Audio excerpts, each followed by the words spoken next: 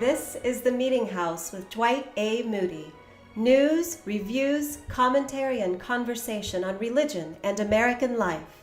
Now, here is Dr. Moody.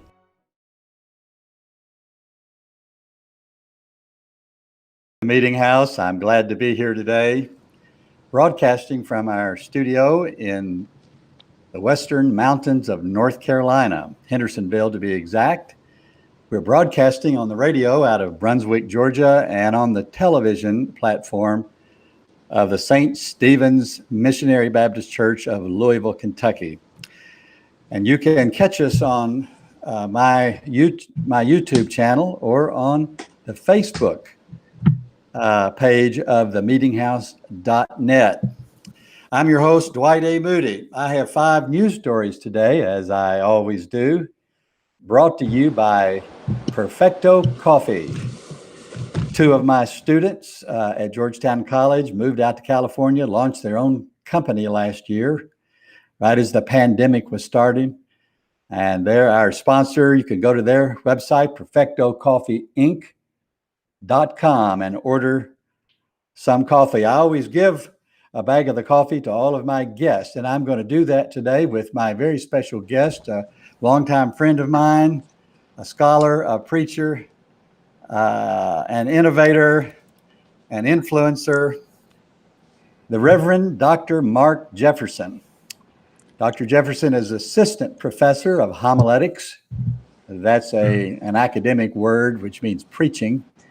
He's at the Virginia Theological Seminary. It's an Episcopal school just outside of Washington, D.C. Welcome to the Meetinghouse, Mark. This is your first visit to the Meetinghouse. It is, and I'm so very grateful that you would have me today. It's always good hanging out with a buddy of mine, someone who I can talk preaching with, and someone who I admire tremendously for their tenacity in preaching the gospel. So thank you for having me. Mark and I got connected back in the early days of the Academy of Preachers that I launched in 2009. He was a doctoral student, PhD student at Vanderbilt University in Nashville, Tennessee, and we worked on this project. Hold on. Wait. What? Hold on. Oh, we can't. Okay. I went to Emory, man. We got. Emory. If it wasn't Emory, otherwise I'd have been okay. But no, I went to Candler. I went to Emory. So okay. in Atlanta. I want you to correct me anytime I'm wrong on this show, Mark. Just jump right in there. Only about certain things. We've had a lot of outstanding preachers and scholars come out of Emory, and I'm glad that you're one of them. It's actually one of the very few, as is Vanderbilt, very few PhD programs in homiletics and liturgics and preaching, and you're at the very top of your profession where you are. At the end of the show today, I've got a commentary, and it's called Yes, I'm Woke. Yes, I'm Woke. But before I start in with the news, I want to say this to all of our watchers and listeners. I've been having some health issues. And I'm not going to tell you what they are, but if anybody watching or listening can discern what my issues are, and that may or may not be transparent today on the show, it could be. If you discern it and email me or post on the Facebook page and you are right, I'm going to send you some coffee. I haven't even told Mark Jefferson what's bugging this 71-year-old frame of mine. 2 announcements. Because of these health issues, I'm having to cut back on some of the things that I do. This coming Monday night at 8 o'clock, I teach a Bible study online, but this coming Monday will be the last of the summer. I'm going to suspend it and then make a judgment about whether to relaunch it this fall. And then I want to say I've been planning a live broadcast of the Meetinghouse from Springfield, Illinois, during the Illinois State Fair. in the middle of August, and I'm going to cancel that. One engagement in August that I'm going to keep, the Lord willing, is on Sunday, August the 9th. I am the featured preacher at the 125th anniversary of the Third Baptist Church of Owensboro, Kentucky. This is where I was a pastor for 6 years in the 90s.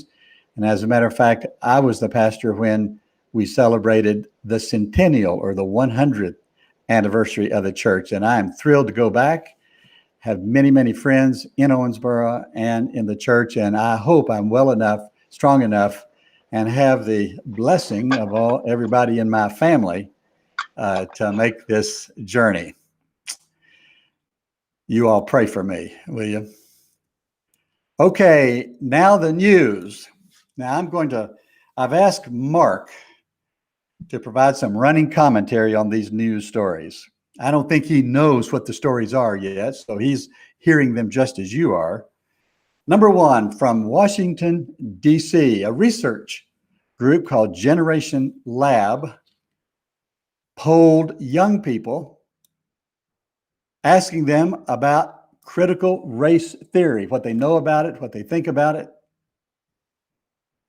their impressions of what they were taught in high school and in college on race. What they found is that while some differences exist between students who identify as Republicans versus Democrats, college students overall are not nearly as worked up about this issue as older Americans appear to be. Almost 70% of these students believe racism is mainly a systemic rather than an individual issue in our country, and an even stronger majority believe that their high schools did not teach enough about race in America.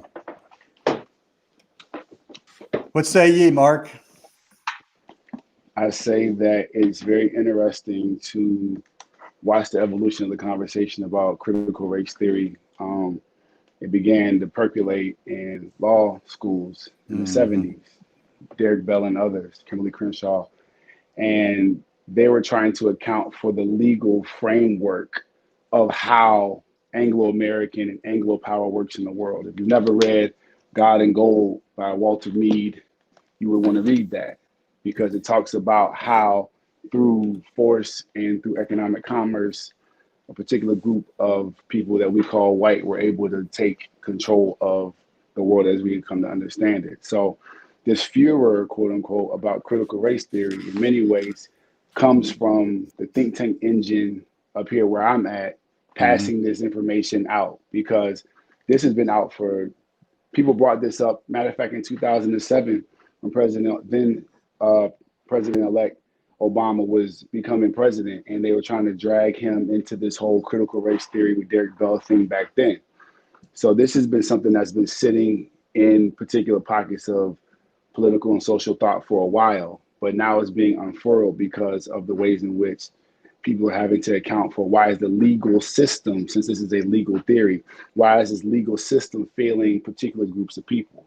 And if you the law, the theory is basically saying if you exist outside of this legal framework that is given to you, then the ramifications of that theory are then going to happen to you. So it's an accounting of what is happening, and that accounting doesn't make everybody happy. And it sure doesn't. And I think that, and it shouldn't make people happy, because happiness is not the name of the game. Truth is the name of the game. Truth and justice. I've been very interested in this, Mark. I attended as a journalist the Southern Baptist Convention about 4 weeks ago in Nashville, Tennessee. And CRT, critical race theory, was all over that convention, on the streets, on the floor of the convention, in resolutions and caucuses. It is the new boogeyman of the religious right. I wanted to know something about it. So I picked up a book this week and read it. I'm going to show it to you. It's called Fault Lines: The Social Justice Movement and Evangelicalism's Looming Catastrophe. I sent out my review on this in the newsletter last night. It's also posted on my website. This is probably about as good an attack on critical race theory and all social justice movements like Black Lives Matter, as you will find, at least in the popular world, I found it woefully lacking. And I doubt that it converts anybody to anything, but I did read it. And I'm going to read this book that you just referenced. What did you call it? Something in Gold? God in Gold, Britain, America, and the Making of the Modern World. Yeah, one of the things that I try to bring to the way I teach homiletics is that I majored in political science in undergraduate. So, and I find that angle is underrepresented when we talk about homiletic literature. And so for me, I'm curious about the ways in which these intersections are made tangible in the news and how we interpret those. And those undergraduate years were at Emory University in Atlanta, right? Norfolk State University, Norfolk, Virginia. Oh, really? I'm double wrong. Don't worry about it. Don't worry about it, Dwight. How come I don't have all my facts right? Okay, from Washington, D.C. again, the United States Department of the Interior has announced an initiative to investigate the burial practices at long-closed boarding schools for Native American children. These schools were often run by religious groups. The decision comes after hundreds of unmarked graves of such children were discovered over the last few weeks at similar schools in Canada. That has generated a great deal of anger and destructive actions by unnamed people focused against religious institutions. The National Native American Boarding School Healing Coalition has identified, can you believe, 367, quote, historically assimilative Indian boarding schools that operated in the United States between approximately 1870 and 1970, end quote. The U.S. Conference of Catholic Bishops has welcomed the investigation and promised their complete support. You know, Mark, this has kind of come into the public awareness with a fury over the last couple of weeks out of Canada. And we now have the new Secretary of the Interior is herself a Native American woman. And so this got on her desk and she went to work on it.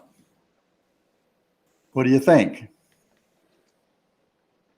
How we remember things tells us the value of what we remember. And so for these indigenous people to be forcibly assimilated, intentionally unaccounted for, and continually perpetually pushed aside by history and forces, number one, ties to the first news cycle, which is there is a particular realm of power that exists. And whenever we try to atomize the occurrences of power, we delude ourselves and assuage ourselves of the responsibility of action. And so when we make it an individual thing, like, oh, I'm not a bad person, well, again, there's structures that superintend our actions. And so when we see how people are remembered or not remembered, it shows you how that system then valued them.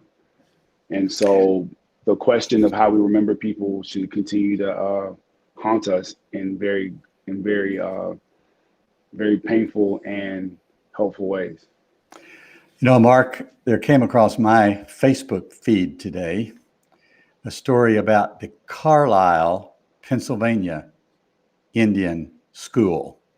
Had a picture of, at least a couple of hundred of these young students. Some of them had to be preschoolers. And of course, the philosophy behind these schools is, well, let's take those young Indians away from their violent and vicious parents and put them in Christian schools, and maybe we will educate all their native wickedness out of them. As a matter of fact, I believe, you correct me again if I'm wrong, that the Carlisle School is where the great Jim Thorpe went to school. Carlisle, Pennsylvania. I'm almost sure that's right, in one of these schools. In Nashville, Tennessee, Lifeway Research, a division of the Southern Baptist Convention, reports that 2/3 of American churches celebrate the 4th of July by incorporating patriotic songs into their worship services. They even list the top 10 songs. 5 of these are established and well-known tunes, including America the Beautiful, the Battle Hymn of the Republic, America, the Star-Spangled Banner, and God of Our Fathers. These are very traditional songs. But another 5 are more recent vintage and may not be as well known. They include God Bless the USA by Lee Greenwood, God Bless America Again by Billy McVeigh. I've never heard of that song. May God Bless America by Weldon Kennedy. I've never heard of that song. A Patriotic Salute by Linda Spivacek. I've never heard of that song. And America by Chris Tomlin. You know, I've just been out of the loop on all this contemporary music. Did you know any of these songs, Mark, except the first 5? I want to say I knew 3 of the last 5. Yeah. In my travels, I've heard different renditions of these songs. Yeah. In different places I've been. Yeah. From Oklahoma City, Hobby Lobby, the billion-dollar retailer of hobby craft and decorative goods, continued its decades-long practice of publishing in holiday newspaper ads all over the country, touting the religious convictions of its corporate owners, the Green family. This year, the ad featured an American flag and the text, "One Nation Under God." It also printed a series of quotes, including one from the Bible and several from national leaders during the years of the nation's founding. This is, of course, now a common effort to demonstrate that the founding fathers of our nation were all Christians and wanted the United States to be a Christian nation, all of that sort of thing. That's been a very controversial stance. And of course, this ad has received considerable reaction, especially from the Freedom from Religion Foundation. You can go to the website of Hobby Lobby and see many of these websites. I mean, many of these ads going back to at least 20 years. And from Washington, D.C. again, the United States Supreme Court has agreed to hear arguments in yet another case about public aid to religious schools. In a case entitled Carson versus Macon, 3 families from 3 different small towns in Maine have filed suit, claiming that local school districts offer school tuition payments for students to attend public and private secondary schools, anyone they want, as long as the schools are not religious. The case features 2 opposing constitutional values. For the state, on the one hand, not to discriminate against religious beliefs and practices, and on the other, for the state to maintain a wall of separation from religious institutions and organizations. This is a tough nut, isn't it, Mark?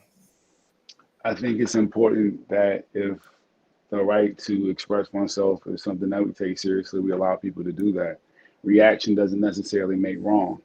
And I think in a world that's built an economy on reaction, sometimes we assume that reaction makes wrong. And I think if we say people's rights are to express themselves and to believe what they want, we should respect that. And also, secularism is a religion too.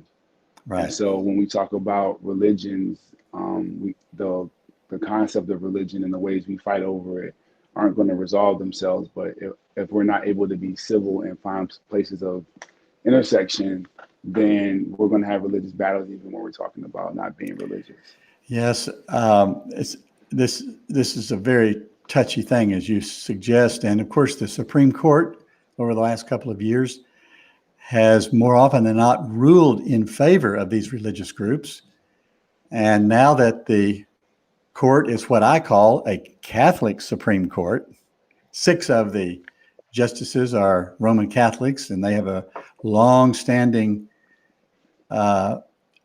perception about the connection between government and religion that is is very different than many of the radical reformers, like the Baptist tradition in which I have been formed. We'll have to watch all of these. Of course, that case won't be argued until sometime next fall, and we'll report on it right here in the Meetinghouse, as you know.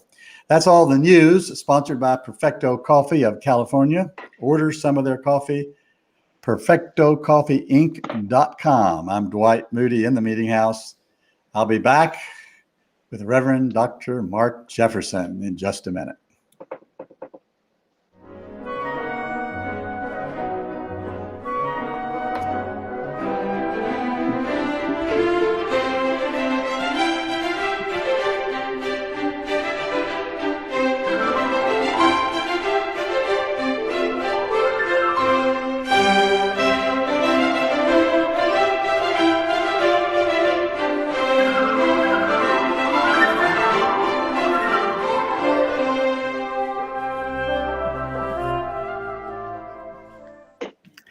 Welcome back to the Meetinghouse, where we have conversation on religion and American life. I'm Dwight Moody, your host week by week for this 1 hour conversation. My guest today, the distinguished and scholarly Reverend Dr. Mark Jefferson.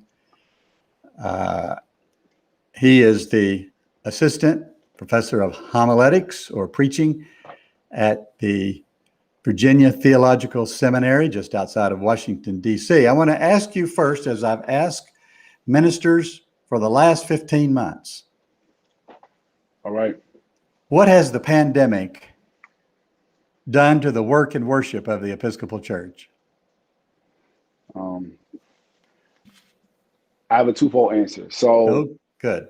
I would say the first part is that the Episcopal Church in many ways has had to rethink the ways in which it's going to be present in the public space in the future.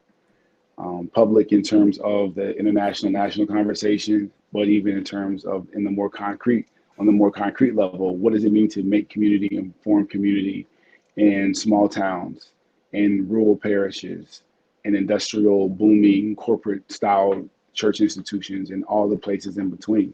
So I think because of the historic foundation of the Episcopal Church and its abiding connections with the history of our country, in many ways, the Episcopal Church responds to things in ways in which become bellwether of how particular populations understand what's going on in the world.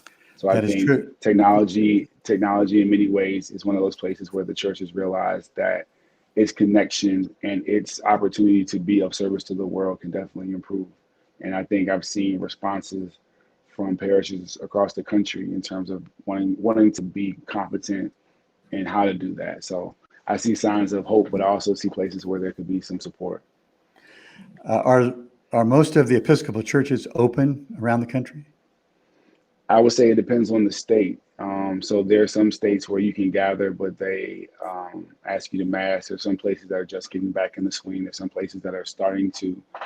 Then I think also depends upon the diocese and not just the state, but also parish to parish. Sometimes a rector could be on a 2 or 3 point rotation in which they have different parishes. So them gathering again would be different than a church in a bustling town or in a small city. So I think it all kind of depends also upon the perspective the bishop has in terms of how is that area able to respond to the health challenges that would beset particularly the Episcopal Church population. Now, I'm broadcasting, as I told you before we went live, in Hendersonville, North Carolina, and you told me that yesterday you were in our neighbor city of Asheville, North Carolina. What brought you to Asheville? So the second part of the first question ties into this, which is that in 2018, the dean of our seminary, the very Reverend Dr. Ian S. Markham, he invited me to preach 200 sermons leading up to and through our seminary's bicentennial, which is in 2023. So I had 5 or so or 6 kind of fiscal years to preach 200 sermons leading up. And so what that has done is become a challenge that has ignited not only our campus, but even our alums, but also pockets of the Episcopal Church because our seminary, aside from its, historic work in terms of reparations, in terms of, developing our physical plan, we're investing our resources and our energy into making sure that we benefit the Episcopal Church, particularly, and through the Episcopal Church, the church in the world. And so focusing on preaching is a priority that's been a historic consideration for us. And with the revival and the renewal of our mission, preaching has become central. So I've been going around to different parishes, different churches, and preaching for the last 2.5 years, and I'm almost at 100 sermons. So Well, that's why I and was in Asheville. Are you coming back to Asheville to preach?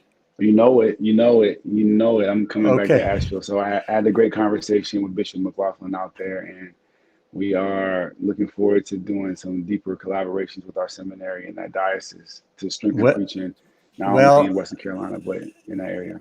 I am the preaching minister at the Providence Baptist Church of Hendersonville, North Carolina. Oh, wow. So when you come down here, I want you to let me know, because I want to get together with you either on Let's do it. Saturday night or on Sunday afternoon. We can compare notes before we preach or after we preach. I'll be glad to do that. Anything for you, friend. Okay, that sounds good. You're a professor of preaching. What did you learn about preaching during the pandemic? I learned that to preach in today's culture and times requires a profound level of humility. And those who find themselves to be self-important are going to struggle with making the transition, in part because there's so many things that fall out of our ability to stay current on because of the immediate concerns and responsibilities that many clergy have. And so many people weren't able to know what was the newest and latest doodad and gadget at Best Buy to help them to be better vloggers and webinar hosters. So seminary didn't teach them how to do these things, right? So many of the skills that they had to develop are skills that they are currently developing still. I've had people develop apps and webinars and podcasts and really utilize chaos as an opportunity to reorganize themselves and reorganize the church for effective service. And unfortunately, some churches and some rectors have tried to harken back to yesterday as a model in ways that are unhelpful and antagonistic towards growth. So I think we're at a crossroads where in the next few years, we're going to see how institutions of religious conviction consider how they're going to live in the world. And from that, we'll be able to see how it trends and what happens. This little church where I am serving in an interim capacity, which I enjoy very much, is considering hiring a minister to their digital congregation. We've been talking about this. What a lot of churches, as you know, have discovered is that they can attract people to their services from all over the country, people who will really never, ever come into their sanctuary, but will join their worshiping, preaching, praying, testifying community online. I'm a strong believer in the power of online communities and digital communities. And I just wonder whether, the Episcopal Church, like many Baptist churches, they're so traditional in our approach to our congregations. And I just wonder whether they're going to make this pivot and see the enormous potential of the online digital community. You think that's going to happen? Are you're integrating this into your courses, I guess? As a matter of fact, are you teaching a course, or is anybody teaching a course on digital ministry at your seminary? So I'm on sabbatical, and so what I've been doing has been to revamp my teaching load and figure out what I'm going to teach when I come back over the next 3 or 4 years, because because of the immense travel that I'm doing, I have to build out time to make sure that I write every day and do the things that I need to do otherwise. So that's one of the areas in which I'm extremely curious in terms of how do we train ministers to be more competent, to be able to communicate in the public sphere, So that's big to me, making sure that we give them the opportunity, appreciate it, to be able to have the skills. Because what I'm realizing is that the inability to have a consistent and professional and thoughtful presence in the public sphere hurts any type of ability to be able to communicate the gospel effectively. Right. And I know that's one of the areas in which our seminary is wrestling with. We're a residential seminary. We live on the campus, but how do we still train people to be able to communicate digitally in the 21st century, though we are residential at our core? So I think we're at a place where we're all wrestling with how to do that. But hopefully I'll be able to have something for that in the springtime. I hope so too. And I'm serving as a consultant to this little congregation where I am about this. And we have located and have registered for an online conference on the church and digital media next Thursday, right? During this, I don't know why they had the audacity to schedule this thing right during the Meetinghouse. I'm going to have to check into that. They're not evidently attuned to what's really going on out there in digital land, but my hope is, Dwight, I also say this: one of the things that helped me to have a perspective on the importance of media and ministry is my time in seminary. When I was in seminary, I worked at a church at that time called the Greater Travelers Rest Baptist Church. Now it's called the House of Hope Atlanta. And at that time, I was the director of Christian education. So this was 2006 to 2008-09. And so during that time, we were streaming on Streaming Faith. During that time, we were having online Bible studies. During that time, we were doing online membership. So being with pastors like Dr. Smith and seeing digital mechanisms employed early, in many ways, geared my mind to make sense of how to navigate these times. So it wasn't my first rodeo preaching to a camera setup and having to interact in ways that seemed to be unnatural. So having that practice did me a lot of good and opened me up to hopefully help people think not only about the mechanics of it in terms of how to set it up, or recommend people to do that type of work in terms of arranging the audio visual, but even thinking theologically about what it means to incorporate these things in worship. What does it mean to preach knowing that the world is listening to you, though you're talking to 15 people? These are things that I'm realizing more preachers would like more development and discussion about. And I realize that the pandemic has been a time for all of us to think about how do we answer some of those questions. You were with us a decade or more ago when we launched the Academy of Preachers. When one of the things we did, they were good times, transformational times, inspirational times. I can't tell you how many times people said to me, I wish there had been something like this when I was a young preacher. I heard it yesterday. I was the guest preacher on a radio-only worship service. Okay. And it was just audio, and there was a pretty detailed order of worship, and I was the preacher of record. I preached a 15-minute sermon, but there were people I don't know how many states who were participating in this audio worship service. I found it very inspirational. But when we started the AOP, we videotaped every sermon and put it up on YouTube. You could go to the AOP website now. There are thousands of these sermons, YouTube sermons. A couple of them mine. Hundreds of them belong to these young preachers. Some of them belong to your mentors down there at Emory Divinity School. But we started very early using the digital means to inspire the young people, to train the young people, encourage them to go back and listen to themselves. Mark, I have taught preaching for a number of years myself, and I'm of the opinion that, the number one thing that people ought to do is just go back and listen and watch themselves preach.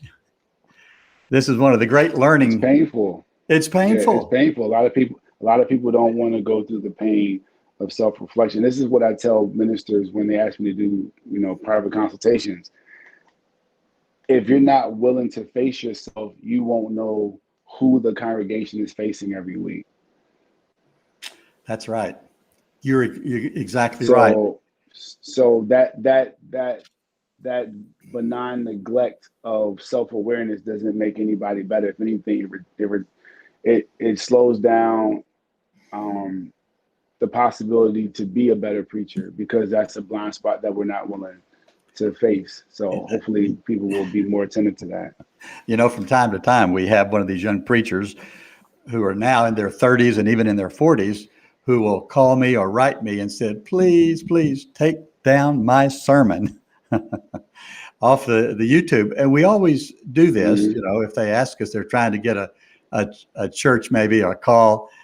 They don't want their search committee or the bishop to find a 12-year-old sermon when they were just starting. And as a matter of fact, I had one student from another country, one of the most brilliant students we had in 10 years of AOP, who wrote me and said, you have to take my name off of the website, every reference to it, including the sermons, because if my hierarchy finds out that I have been associating in an ecumenical environment, I'll be blacklisted the rest of my life. Interesting. That's part of the consideration that comes with now preaching in a multimodal, technologically driven, hyper-connected reality, whereby the past, the present, and the future are all merged together into the present. And that immediate present creates opportunities for us to face ourselves and also to be ashamed and to also reflect upon our current choices. And so we're all living into the digital age, and hopefully we're doing the best we can to make smart choices, because the world that we grew up in is not the world that we're in. We have to be a lot more careful what we say. We can't just spout off. We have to be a lot more careful. I just tell people, mean what you say. Some things people say because they don't mean it. And so again, somebody having a reaction to what you're saying, a reaction is natural. So a reaction is one thing, but do the best you can to be as knowledgeable and aware about things as you can be. And so that if you were mistaken, you can own being mistaken. But the ways in which this world tries to shun accountability and responsibility for the ways in which we live, I think, hurts the spoken word, and it hurts the means in which we do our craft. So the only way to really recapture that in ways that are meaningful is to take accountability for our ever evolving and changing perspectives. And so sometimes that's part of it, being able to say, look, I'm trying to navigate the larger digital world, so this might hinder me from doing that. So that's how it goes. I want to talk a little bit about the future of the Episcopal Church. I don't know whether you were at you may have been at the 2016 National Festival of Young Preachers in Lexington, Kentucky, when your presiding bishop, Michael Curry, came to preach. Were you there that year? Yes, sir, I was there. I have on my Facebook page is our picture. Really? Mm-hmm. Well, from that day, if you look on my Facebook page, that's my picture. I have seen it. I remember vividly his sermon, "The Dream of God," and of course, he brought with him his assistant, Stephanie Spellers. You know Stephanie, I'm sure. Well, I've heard her name. I haven't had the chance to interact with her. Yeah. Well, she was my guest in the Meetinghouse maybe 2 months ago, talking about her book, The Church Cracked Open. I read and reviewed the book. It's my review is on my website at themeetinghouse.net. She's a very engaging, articulate, and compelling witness to Jesus, to the resurrection, to the vibrancy of faith in the modern world. I hope you can get to know her, bring her down to your seminary. She's good. But let's go back to the future of the Episcopal Church. I think I sent you an article. Did I send you that? Okay, Ryan Burge, who was my guest in the Meetinghouse maybe 4 months ago, is a Baptist pastor out in Mount Vernon, Illinois, and a professor at Eastern Illinois University. And he writes a blog and does research on religion and American life. And he's the one that wrote the book, The Nones, Nones. So yesterday he came out with this article, pretty bold statement saying the Episcopal Church cannot survive. What do you think? I would say that his attention to the statistics is extremely helpful in terms of painting the accurate assessment of what would happen if things continue to trend in their current direction. But one of the things that I take, one of the things that motivates me to be my best every day is to know that people are saying that something I'm a part of is going to die. Yeah, I agree. And although I'm not Episcopalian, my job is to serve the church through the Episcopal Church. Amen. And I take my craft and my profession seriously. So the athletic competitor in me is stirred to make sure that I do what I can do to strengthen Episcopal preaching, particularly through our denomination, and doing a great job through my denomination and cultivating scholarship that does that. We can influence the immediate church and the broad church. So I take it as an opportunity to, it's like black cloth to a diamond. So you need the black cloth to set the distinction. So for me, it's just an opportunity to see what our institution is willing to do and how we're going to creatively and compellingly engage the present age. And so I don't get in fights to lose. So I'm just excited to see what opportunities are available for us to strengthen preaching. Well, this little church where I am, Providence Baptist Church, a wonderful congregation of people, but very small and very nervous about their own future. They had a meeting their leadership did last night, wrestling with the questions of what to do and where to go and how to do it. A member of the church is an architect. I want to tell you this story. In a conversation with me about a month ago, he said, I work for a regional architectural firm that has offices up and down the eastern seaboard. He said, I work in what's known as their church studio, meaning that there's a group of these architects who focus mainly on the needs of churches, not only building design, repurposing buildings, digital and equipment and all that sort of thing. This is what he said to me.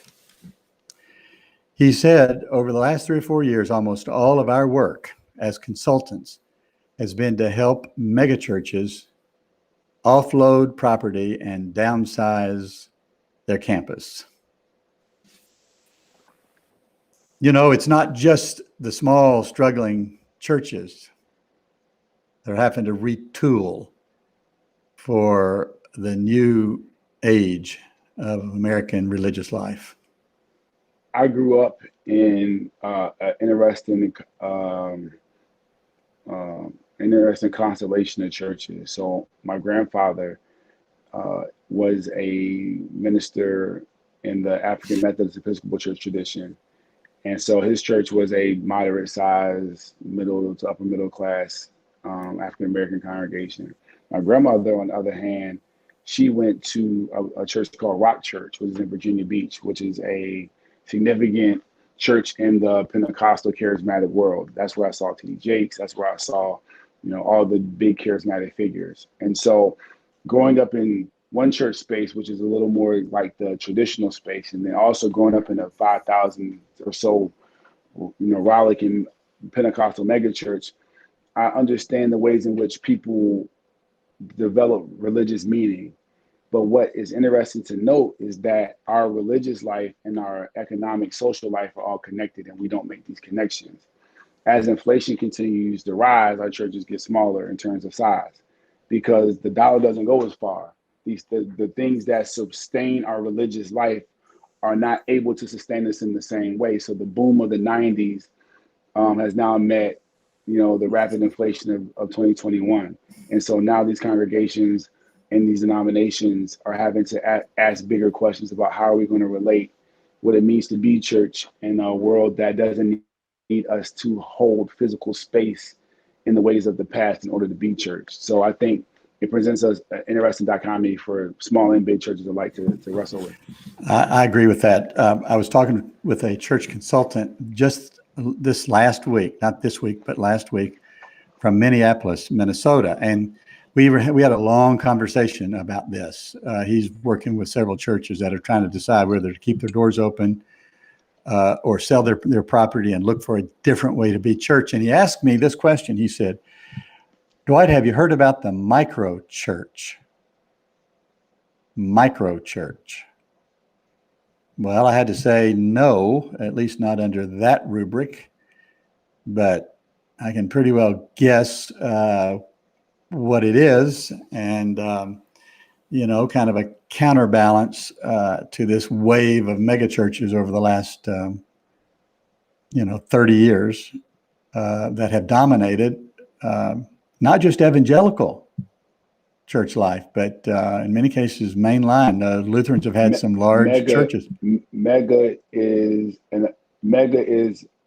synonymous with the American way. It is. And so as we come to reckon with the cost of mega, the realities that mega bring, and then the entailments that come from embracing mega lives, mega has come to define, a generation or two of thought.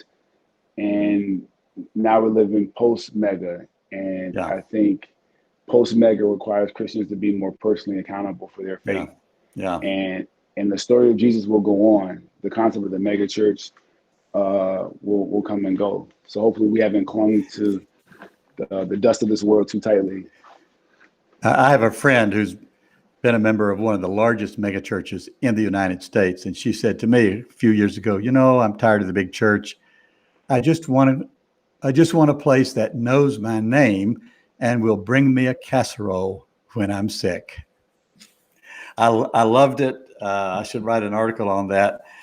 You are listening to The Meetinghouse, where we have conversation on religion and American life. I'm your host, Dwight A. Moody, coming to you over Rejoice Radio in the Golden Isles of Georgia and through the television network of St. Stephen's Baptist Church of Louisville, Kentucky. My guest has been the Reverend Dr. Mark Jefferson, professor of preaching, or homiletics as we call it, at the Virginia Theological Seminary. Thank you for being in the Meetinghouse today, Mark. Dr. Dwight, it's always a pleasure to be with you. Thank you for all your contributions to strengthening conversations in the public square. I love you much, my friend. Please take care of yourself, and I look forward to talking to you next time I'm in Asheville so we can get together and swap them notes. Yes, sir. You need to send me your mailing address, even if it's the seminary, so I can send you some coffee. And you let me know when you're coming to Asheville. I love it. I'm not going to tell my congregation you're coming because they would all abandon me and go over there to hear you preach. But I'll tell them after you preach. God's blessings to you. I'll be back in just a minute. Likewise, friend. Take care. Okay, with my commentary entitled, Yes, I'm Woke.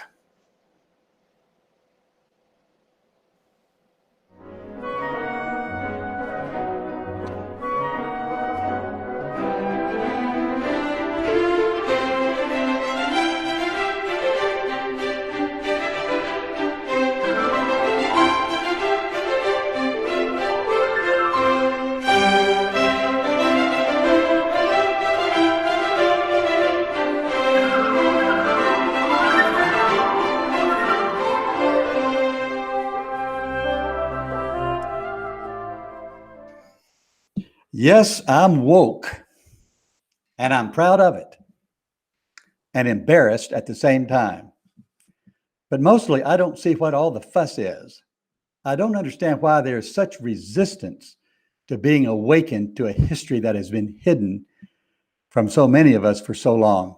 Here is what I mean by being woke. I have been awakened to a history, mostly Black history, that I never knew. I've been awakened to Black voices that I've never heard. I have been awakened to the systemic ways white America has marginalized Black America and continues to do so to this very day.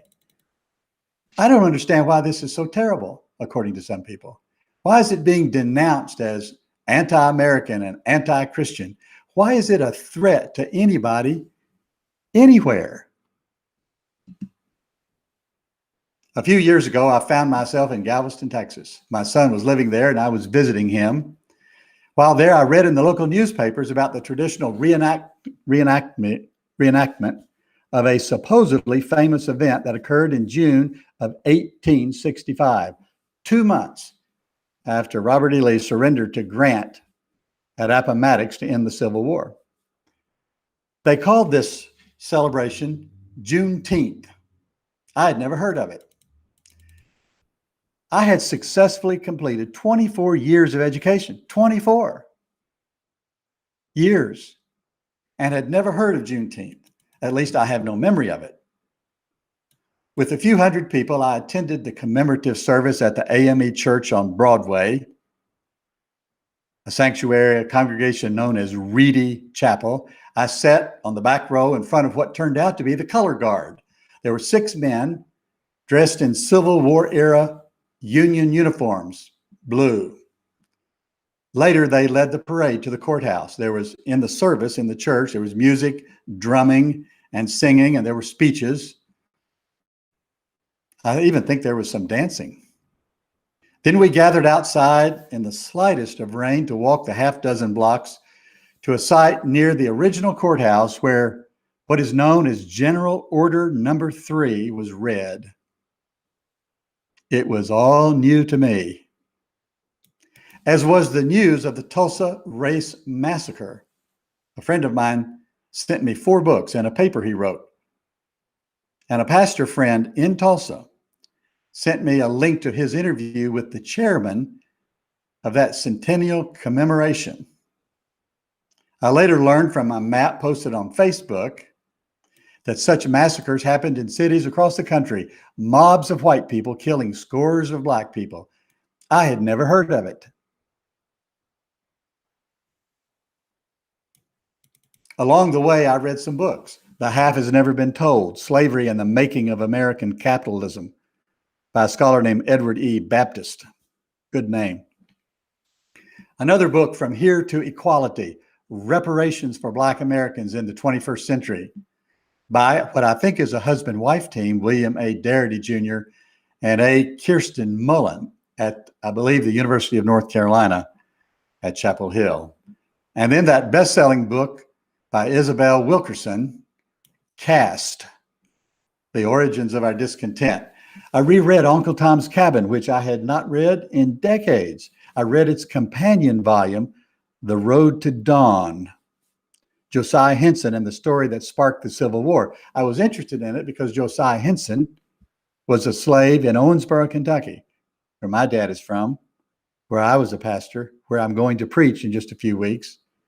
And it was his story of escaping from slavery that inspired the book, Uncle Tom's Cabin, Harriet Beecher Stowe's book.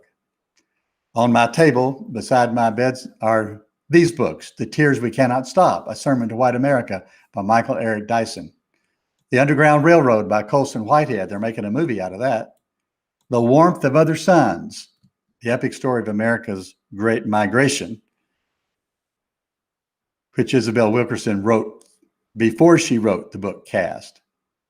Why is this reading and learning such a threat to people? Why is educating ourselves to the history of our country so denounced by people? I'm not the only one on this journey. Take, for instance, Ty Sedul, Professor Emeritus of History at West Point. Read his book. I did, and reviewed it. It's called Robert E. Lee and Me, A Southerner's Reckoning with the Myth of the Lost Cause. His journey parallels mine. You can read my review of it at themeetinghouse.net. The answer might lie in the phrase systemic racism, the idea that public policies have been framed and enforced that advantage white people and disadvantage Black people. This reality and its multi-layered evidence challenges the the notion that sin and wickedness are simply the attitudes and actions of individuals. It reinforces the notion, the biblical notion, that wickedness permeates our culture in ways that are longer, wider, deeper than the unrighteousness of any one person. It makes all of us culpable to things that cannot be traced to one individual. Thousands of us, even millions of us, have been awakened to these realities about our country. Histories are being rewritten, museums are opening, courses are being taught, minds are being changed, laws are being challenged, people are being awakened to things we have never seen, never heard, never known. Perhaps you are awakening to this new world. It is an awakening, a renaissance, a revival of truth and justice. So I want to say I am woke, as they say, and proud of it, but embarrassed more than I can say that it took so long, that I waited so late, that I am left with so little time to think, to write, to preach, to lead. All I can say, all I can quote are the words of Jesus. Help me, Lord, for the night comes when no man can work. I'm Dwight Moody in the Meetinghouse, and I'll be back in just a minute.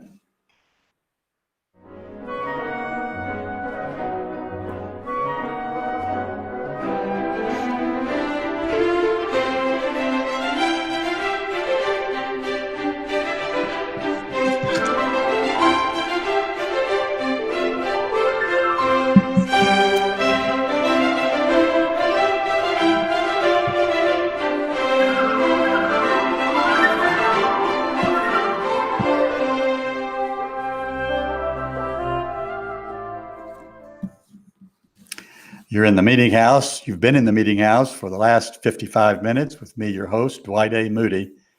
I encourage you to visit my website, themeetinghouse.net. Read all the commentaries, or some of them at least, and some of the book reviews, including my new book review of this book, Fault Lines. You don't need to buy the book. I encourage you to join our Circle of 70. This is a fundraising initiative that I launched last year when I was 70 years old. These are people who believe in what we're doing. Maybe you're one of them. Maybe you're listening today, or maybe you read each week. We need your support.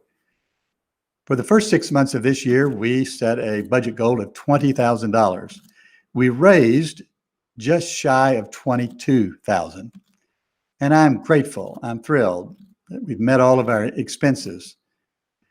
And we have set a goal for the next 6 months of $24,000.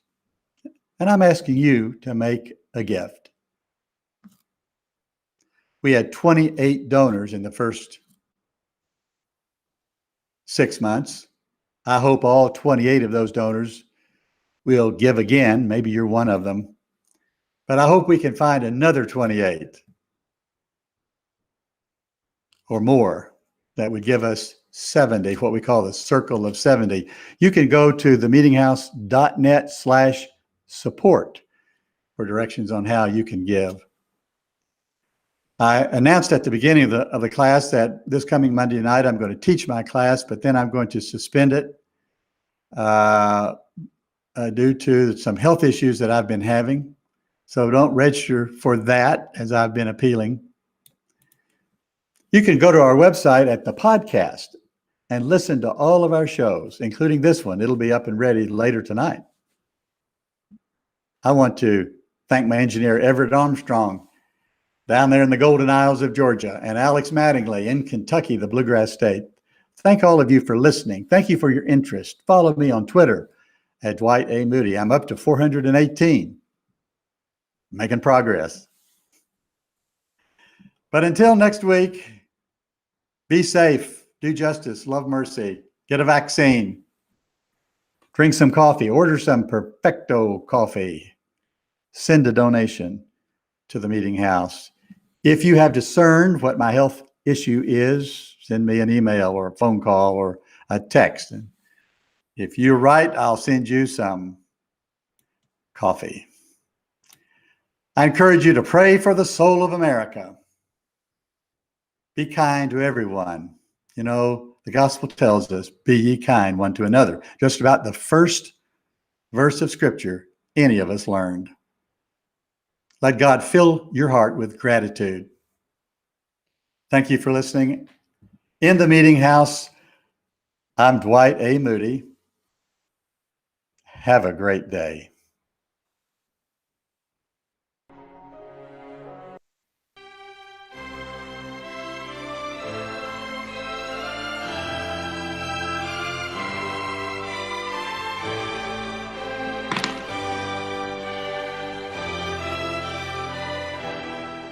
You have been in the Meeting House with host Dwight A. Moody. Thank you for watching or listening today.